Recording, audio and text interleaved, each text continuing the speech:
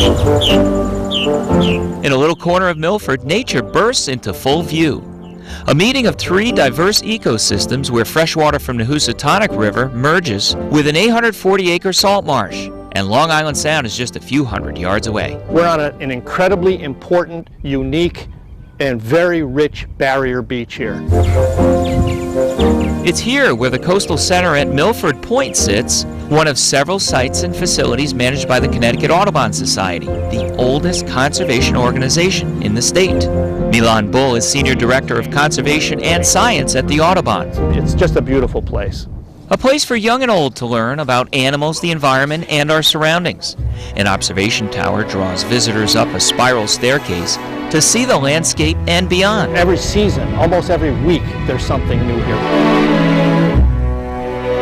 Like the white-tailed kite witnessed here just last year, or breeding osprey, whose perch is monitored by a webcam for visitors to look at. In all, about 310 species have been spotted here. I guess the best way to put it is, if a rare bird, coastal bird, is going to show up in Connecticut, it arrives here first. It's an amazing place. As is the 8-acre bird sanctuary that sits next door, offering protection for animals and native plants alike.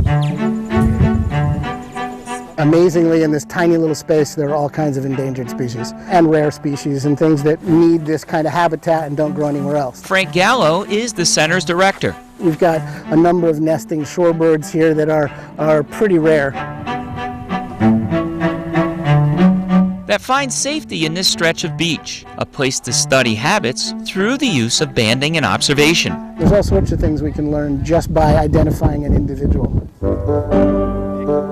But keeping this fragile ecosystem strong is a struggle, especially in the face of invasive plants. This dune grass is supposed to be here, but these bushes that are growing up in the dune that have escaped from people's plantings, from trees. And eventually we're going to have to, we've been cutting it back for a long time.